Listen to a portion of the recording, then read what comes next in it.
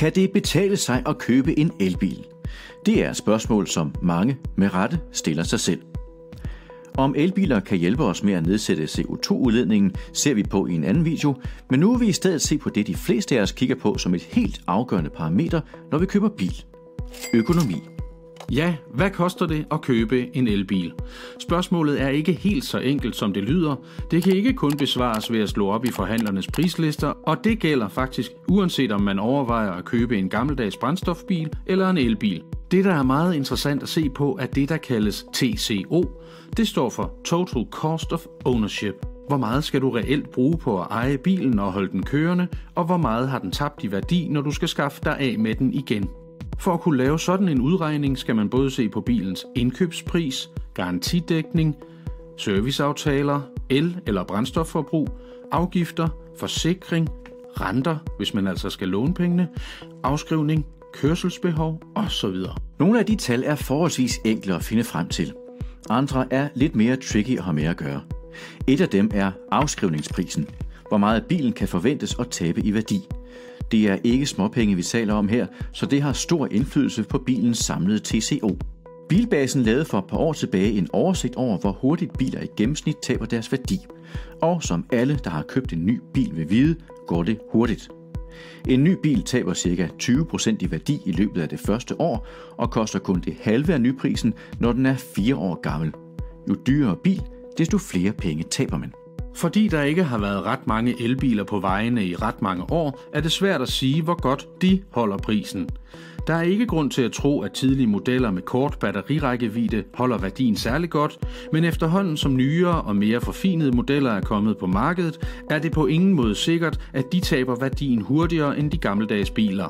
En opgørelse fra Bilbasen fra marts 2019 viste, at en nyere brugt elbil havde en liggetid på kun 15 dage, før den var solgt igen.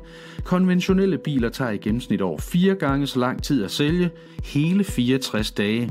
Samtidig er der et bredt politisk flertal for, at diesel- og benzinbiler helt skal udfases i Danmark i 2030, altså om 11 år. Det taler for, at konventionelle biler formentlig kommer til at miste værdi hurtigere end før. Omvendt kan man selvfølgelig sige, at hvis man køber en billig brugt bil, er det begrænset, hvor mange penge man kan tabe, hvis bilen falder helt fra hinanden. Men hvis man ikke når at køre ret langt mellem hvert værkstedsbesøg, ender man med at betale en høj pris for hver kilometer, selvom det måske ikke føles sådan.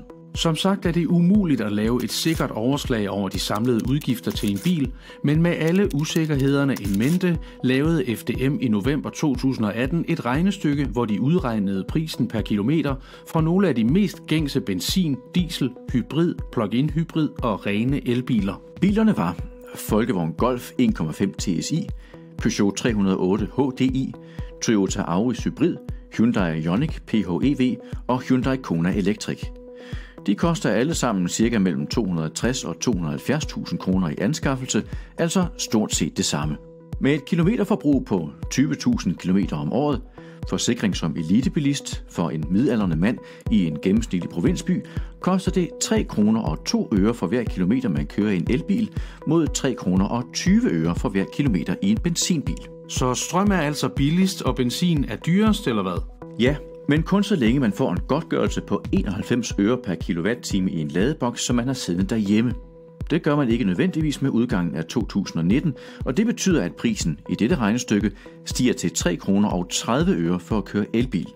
Det er en merudgift på 2.000 kroner om året i forhold til benzinbiler. Forudsat altså, at der ikke kommer en politisk løsning på elprisen, og forudsat, at prisen på benzin ikke også stiger, og det kan vi heller ikke udelukke. Med andre ord, lige nu er det umuligt at afgøre, om det i løbet af de næste par år vil være marginalt dyrere eller billigere at købe en elbil end en benzinbil. Det afhænger helt af, hvor meget du kører, og hvordan din økonomi ellers ser ud. Tak fordi du så med. Vi håber, du blev klogere.